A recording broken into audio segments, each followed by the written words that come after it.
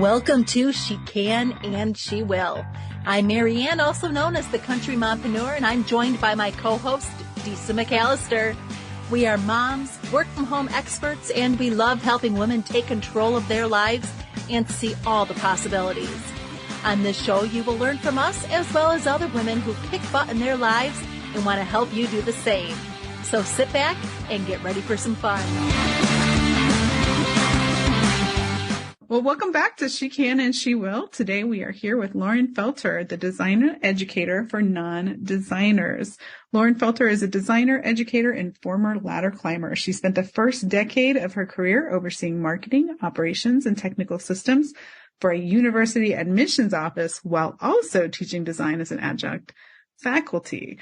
Lauren, welcome to She Can and She Will. Thanks so much for having me. Yeah. Can you tell us a little bit about yourself and what led you to this place in particular? How did you get here? Yeah. So lots of pivots and twists and turns, as I'm sure many listeners can relate to. So like you said in my bio, I started my career in university admissions and really thought that I was going to be like a director of admissions or a university vice president. I thought that's where my career was headed. And then decided to leave that after just kind of some toxic workplace type things, didn't really like what was going on, wanted to try out other stuff.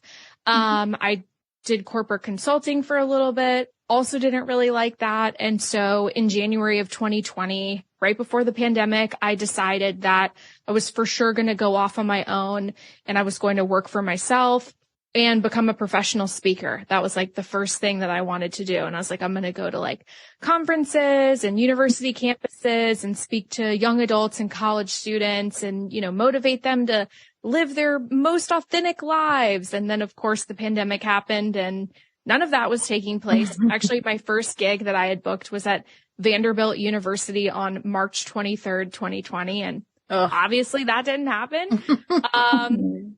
So, did a little of this, little of that. I was doing different freelance work. I was teaching online, at that same university, design for non-designers. And it was about a year and a half ago that I worked with a career coach to like figure out, okay, what do I ultimately want? Cause I'm not really there. I didn't quit my job to just do all these part-time jobs and put together a full-time income. Like I quit my job because I want to help people. I want to do something that I'm good at. I like being creative.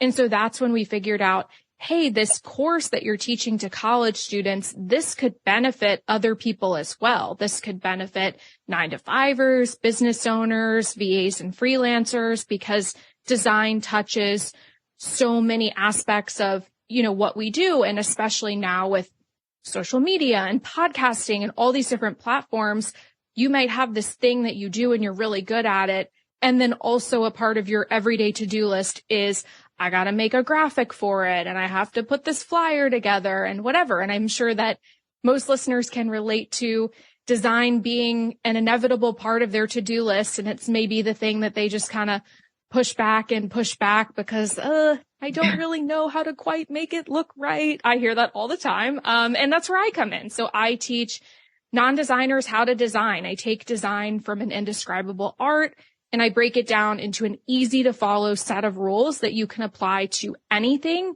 so that you can truly create with confidence. That's the name of my course. Awesome. So I'm not a graphic designer whatsoever. I want to get started and really start doing some of my social media and stuff for myself. What is good design? Yeah, that's a great question. So one of the things I talk about is that good design doesn't just look good. So a lot of people can look at something and they can say, okay, that looks good, that looks bad. But a part of good design is also that it attracts the right person so that we're using the right fonts and colors that appeal to the person, communicate about us, what we want to communicate, that we convert them from just an onlooker, but we actually capture their attention and get them to do the thing that we want them to do. And then it ultimately closes the deal. So, I do an exercise in live workshops that I teach where I put sets of colors on the screen and I'll say, describe these colors just based on what you see. Like, how would you describe this brand just based on these colors? And I'll typically do it with like Facebook, Instagram, and used to be Snapchat, now TikTok colors. So for Facebook, they'll be like, oh, it's boring, it's plain, it's traditional, whatever. For Instagram, fun and lively and creative. And then I reveal the logos and it's just this big aha moment of like, oh my gosh, like I never realized this. And so the fonts, the colors, and the shapes that you use are communicating something before someone even reads a single word. So it's truly understanding those different parts and pieces so that you can make those intentional choices and communicate the right things. Oh, that's amazing. So just to go a little bit deeper, do fonts and colors really matter? Yes, absolutely. So, just like that, that example that I do in the live workshops, the fonts matter, the colors matter, and it doesn't, a really big hang up that people, get hung up on is I am a real estate agent. My stuff needs to look like a real estate agent, or I'm an attorney. My stuff needs to look like an attorney. And that is absolutely not the case. I'm working with a personal injury attorney right now. And most people think of personal injury attorneys. They think of like the billboards and, dudes in suits with their arms crossed standing on top of a semi truck or, whatever. But it's like, it's aggressive and it's tough and we will fight for you.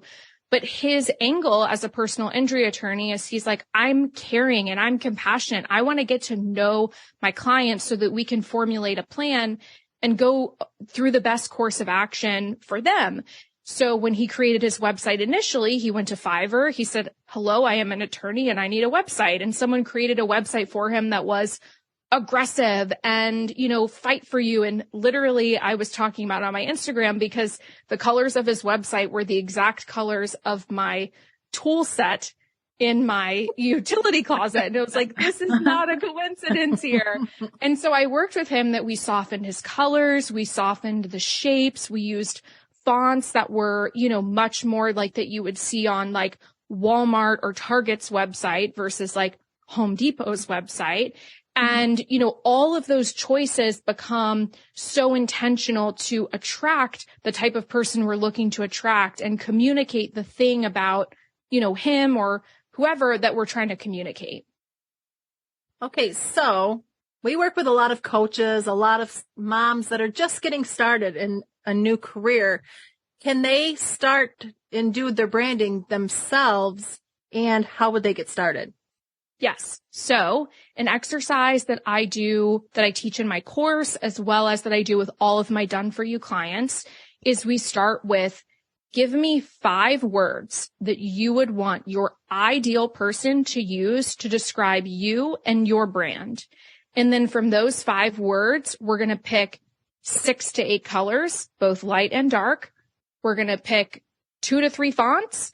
And we're going to pick our shapes that we're going to use. So, colors, fonts, like if you look at, we can all picture Comic Sans and we can picture Arial. Those 2 fonts communicate things. They have personality. So we want to make sure that the brand words, those descriptors match those fonts that we're choosing. And then when you think about shapes, like a thin straight line communicates something differently than a squiggly line versus a brush stroke or, an angle, something like that. So when you make all of those decisions ahead of time, then it's not as difficult every time I need to, okay, now I have to make a PDF or now I have to do a social graphic or, whatever it is, because we know what it is that we're trying to communicate about our brand. Oh, that's awesome. So say we've got some captive listeners, because this really does sound amazing and like it would help a lot of people. How can they reach out to you, and how do you work with people? Do you do it one-on-one? So the best place to get the quick free tips would be my Instagram. So I'm felter.unfiltered. I do tons of different reels with, quick tips and tutorials and things like that. My course is called Create with Confidence. So it's the ultimate design course for non-designers. And I truly walk you through my rules of design, what fonts, colors, and shapes communicate, how to design with text, images, color, examples of me putting it all together, best practices for podcast graphics, social graphics, PDFs, etc., all the different things. And then I also do done for you work as well. So I do brand refreshes for clients. I do custom website builds. And so let's say that you are, not at the phase where you can afford one of those things, but you are working for a client who does need something. I do referral commissions. So if you refer a client for a custom website or a brand refresh, I'll send up to $200 as a thank you. Ooh, that's awesome. nice. That's very cool. So now, as a final question we ask everyone on our podcast, how do you stay organized? Ooh, love this question. I'm all about systems and efficiency. So I use ClickUp for high level project management. It's not perfect. I've never found a project management tool that's perfect. I've tried a ton of them. But I do think that ClickUp is pretty versatile, and I like it, especially with, having people that work for me and client work, all of that. And I sync ClickUp with Todoist, which is just my daily task app, and Todoist, like my tasks actually go on my calendar, so I can look at my calendar and it's not just like, what do I have to do today, but when am I going to do it? So you drag and drop the tasks, and I can say, I'm going to work on this for 2 hours, or in this 30-minute chunk, I'm going to knock out these 6 things. Wow. And then at all times, I have an iPad mini sitting on my desk, and I have my Todoist tasks on one side, and I have my calendar on the other side. And that is what keeps me organized. That's a good tip. Yeah. I didn't even know Todoist worked with those things. That's awesome. What an integration. Yes. Yeah. Yes.